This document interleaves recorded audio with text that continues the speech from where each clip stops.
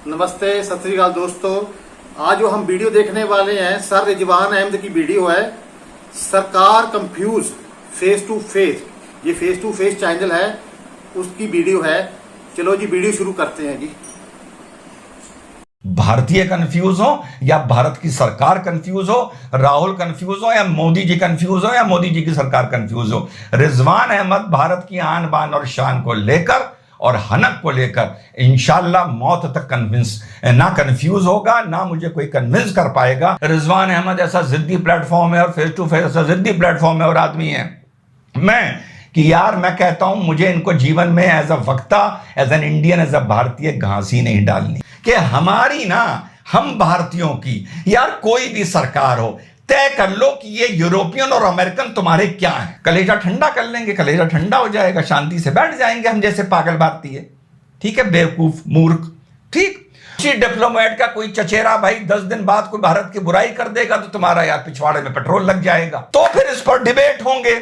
यानी पहले उड़ता तीर पकड़ो, फिर डाल लो, फिर कहो कि जख्म हो गया, कहो कि यार उनका पिछलग्गू बनकर हमको चलना पड़ेगा। टेक्निकली स्पीकिंग राहुल गांधी की बात गवर्नमेंट ने मान ली। तो दोस्तों कल के वीडियो का नाम था हे प्रभु कांग्रेस की विदेश नीति। ठीक, और मैंने अपने तर्कों से साबित भी करने की कोशिश की कि कितनी कंफ्यूज्ड इनकी विदेश नीति है। किया ना? तो आज के वीडियो का नाम है कंफ्यूज सरकार, या सही बताऊं यह भी बोल सकता हूं कंफ्यूज्ड भारत। और यार चिढ़ा भी हुआ हूं और गुस्सा भी आ रहा है और हारा हुआ सा महसूस कर रहा हूं, हारा हुआ सा।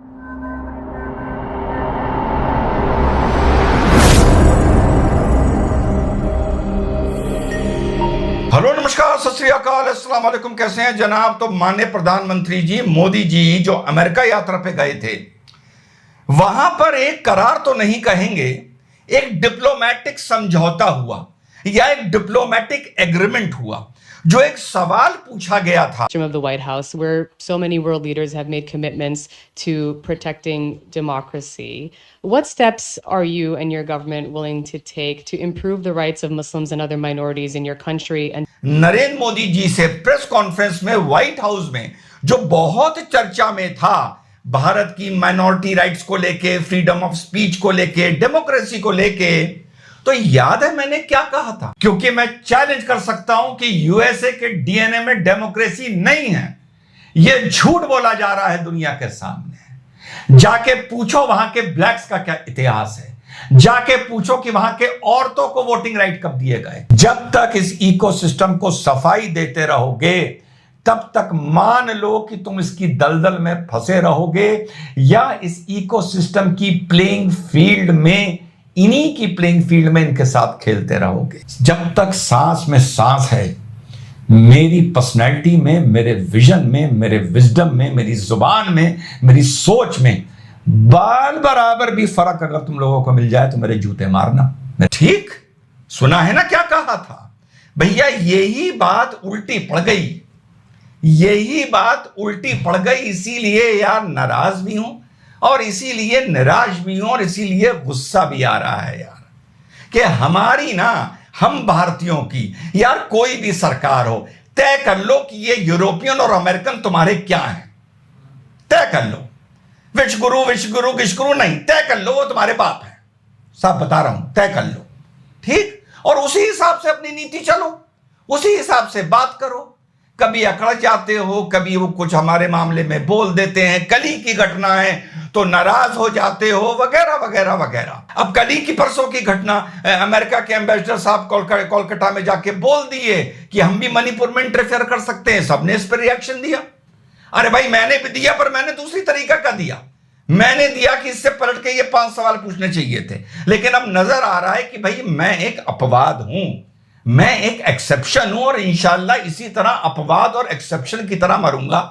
चाहे भारत को लेके मुद्दे हों, चाहे मुसलमान को लेके मुद्दे हों, चाहे यार हिंदू को लेके मुद्दे हों। अब जब मोदी जी अमेरिका गए तो वहां पर एक एग्रीमेंट हुआ है यूएसए के एक सीनियर डिप्लोमेट। ठीक, अब आप ये रिपोर्ट देखनी शुरू करिए। अब मैं इसको पढ़ता जाऊंगा, इसका अनुवाद करता जाऊंगा और आप लोगों को समझाता जाऊंगा।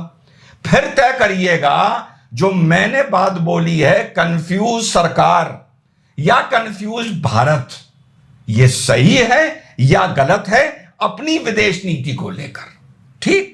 Senior US diplomat to visit India for discussion over free speech and minority rights. वाह भैया वाह, सीनियर यूएस डिप्लोमेट अब इंडिया आ रहे हैं फ्री स्पीच और माइनॉरिटी राइट्स को डिस्कस करने के लिए। उड़ता भाला पकड़ो तो कहो कि नहीं, उनके ओपिनियन के बिना हम प्रोग्रेस नहीं कर सकते। कहो कि यार उनका पिछलग्गू बनकर हमको चलना पड़ेगा। कहो कि हम यार डेवलपिंग नेशन हैं, वो डेवलप्ड नेशन हैं, हमारे उनसे यार 50 काम पड़ते हैं मेरे भाई। तो यार ये सब एटीट्यूड ना दिखाओ विदेश को लेकर, स्पेशली यूरोप और अमेरिका को लेकर। तो हम भी अपने दिल पर कलेजा ठंडा कर लेंगे, कलेजा ठंडा हो जाएगा, शांति से बैठ जाएंगे हम जैसे पागल भारतीय। ठीक है, बेवकूफ मूर्ख। ठीक। Following PM's US visit in June, a senior US diplomat is all set to travel to India to conduct discussions regarding the issues over free speech and rights of minorities with the government and other organizations. अच्छा भैया, free speech, minority rights को लेके government से discussion करने और other organisation से discussion करने। यार आप तो इकोसिस्टम टूल किट कहते रहते हो। हम तो टूल किट रख के उनको तश्तरी में चांदी की दे रहे हैं कि आओ तुम भी हमारी टूल किट का हिस्सा बनो, आओ। ठीक। अब एज पर official press release issued by the state department, Uzra Zeya, ये अरब ओरिजिन की हैं, the under secretary for civilian security, democracy and human rights will be traveling to India to meet government officials from July 8 to July 14, 2023. As per official statement issued by the US State Department, the visit focus on discussing global challenges, democracy, regional stability and cooperation on humanitarian relief. In India, she will meet senior government officials to discuss deepening and enduring US-India partnership, including advancing shared solution to global challenges, democracy, regional stability, and cooperation on humanitarian relief. The top diplomat will also visit Bangladesh to discuss humanitarian crises such as Rohingya, human trafficking, etc. In both countries, India and Bangladesh, Zia will be engaging with civil society organizations, NGOs and other bodies to discuss the issues over freedom of expression, free speech and rights of minority groups. ठीक। तो भैया जो कल मैंने video बनाया था वहां तो रिजवान अहमद गलत साबित हो गए। राहुल गांधी ये बोल रहे थे अपने इंटरव्यू में कि अमेरिका भारत के जो मसले हैं, भारत के जो माइनॉरिटी राइट हैं, फ्रीडम ऑफ स्पीच है, वो हमारे डेमोक्रेसी में पार्टनर हैं।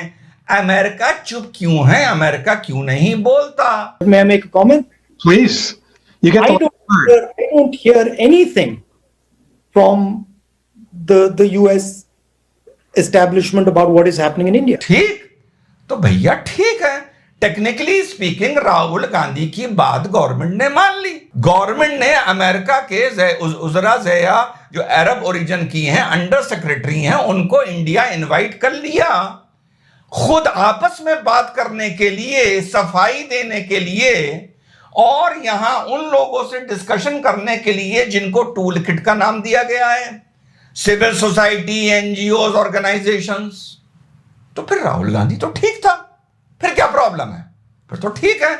ऑपोजिशन और रूलिंग पार्टी दोनों एक ही प्लेटफॉर्म पर है ना। तो फिर बीच बीच में अमेरिका को कोई डिप्लोमेट, कोई फलाना यूरोपियन यूनाइटेड नेशंस का कुछ भारत के मामले में बोल देता है तो चिढ़ते क्यों? अब होगा ये कि अगर जोया यहां आएंगी या उजरा जो भी नाम है, वो आके यहां पर सिविल सोसाइटी और उनसे बात करेंगी, तो अब अगर वहां पर कुछ उल्टी सीधी बातें की जाएंगी तो फिर इस पर डिबेट होंगे। यानी पहले उड़ता तीर पकड़ो, फिर डाल लो, फिर कहो कि जख्म हो गया, फिर उन पर डिबेट होंगे कि ये राज के दुश्मन हैं, ये टूल किट है, ये मोदी विरोधी हैं, ये भारत विरोधी हैं। पर तश्तरी पे तो तुम लेके आ रहे हो ना उन्हें, और तुम ही उनको ऑर्गेनाइजेशन से मिलवाओगे। ठीक। अगर तुम उन्हें उन ऑर्गेनाइजेशन से मिलवाओगे जो तुम्हारी ही तारीफ करेंगी, तब भी एक मुद्दा बनेगा। अगर तुम उन ऑर्गेनाइजेशन से मिलवाओगे जो तुम्हारी बुराई करेंगी, जो मातम करेंगी, जो टूल किट का हिस्सा है, जो बोला जाता है, टुकड़े टुकड़े गैंग और खान मार्केट बाजार क्या है वो बोला जाता है अक्सर टीवी डिबेट में, मैं तो कभी नहीं बोलता। तो भी ऐसी की तैसी, यानी चित में भी ऐसी की तैसी और पट में भी ऐसी की तैसी। और मैंने हमेशा, जब अभी एक व्हाइट हाउस में एक मुस्लिम लेडी ने अमेरिका में यूएस मोदी जी की विजिट से पहले एक यूएस के डिप्लोमेट से पूछा, एक स्पोक्सपर्सन से पूछा भारत के बारे में, तो उन्होंने कहा Bharat is a vibrant democracy. लोगों ने उसको अपने हैंडलों पे चलाया, लोगों ने उस पर मीडिया, सोशल मीडिया पे प्रोग्राम बना दिए और तालियां बजाने लगे। अब ध्यान करो कि मैंने जो उस डिप्लोमेट ने, यूएस डिप्लोमेट ने भारत की तारीफ करी थी, उस पर कोई प्रोग्राम बनाया नहीं बनाया? जवाब है नहीं बनाया। क्यों नहीं बनाया? क्योंकि मैं विजनरी हूं और आगे की सोच के चलता हूं। आज अगर तुम यूएस के डिप्लोमेट्स को अपना बाप बनाओगे और उनकी तारीफ में मीडिया में डिबेट करोगे और यूट्यूब पर प्रोग्राम बनाओगे जिसपे लोग ताली बजाएंगे और जिसपे लोग वाह वाह करेंगे और तुम्हें व्यूज मिलेंगे और टीआरपी मिलेगी मीडिया को, उसी डिप्लोमेट का कोई चचेरा भाई 10 दिन बाद कोई भारत की बुराई कर देगा तो तुम्हारा यार पिछवाड़े में पेट्रोल लग जाएगा। इसलिए रिजवान अहमद कहता है कि यूरोप की तारीफ से मुझे खुश नहीं होना, यूरोप की बुराई से मुझे परेशान नहीं होना, मुझे किसी को सफाई नहीं देनी। यह है रिजवान अहमद की नीति। कम से कम 25 साल से 6 साल से तो आप लोग मुझे जानते हो। तो भैया ऐसा है, अगर ये यूएसए के डिप्लोमेट आएंगे, लोग इनसे मिलेंगे, ऐसी की तैसी होगी, फिर ये अपना बयान देंगी, ठीक? और उसमें फिर टूल किट ना करना, क्योंकि भैया टूल किट का हिस्सा बनाने हमारी सरकार उनको न्योता देकर तश्तरी में बिठा के यहाँ एनजीओ से, ऑर्गेनाइजेशन से और मिलाने के लिए ला रही है। और वो तारीफ करके जाए तो खुश भी मत होना, क्योंकि किसी को भी भारतीय को, 140 करोड़ भारतीय को ये इन्फीरियरिटी कॉम्प्लेक्स, एहसास से कमतरी हो सकता है कि अगर कोई अरब इंडिया की बुराई कर दे तो एक वर्ग खुश हो जाता है, अमेरिका कोई इंडिया की तारीफ कर दे तो एक वर्ग खुश हो जाता है, अमेरिका इंडिया की बुराई कर दे तो एक वर्ग, दूसरा वाला वर्ग खुश हो जाता है और एक वर्ग नाराज हो जाता है। रिजवान अहमद ऐसा जिद्दी प्लेटफॉर्म है और फेस टू फेस ऐसा जिद्दी प्लेटफॉर्म है और आदमी है कि यार मैं कहता हूं मुझे इनको जीवन में एज अ वक्ता, as an Indian, as a भारतीय घासी नहीं डालनी।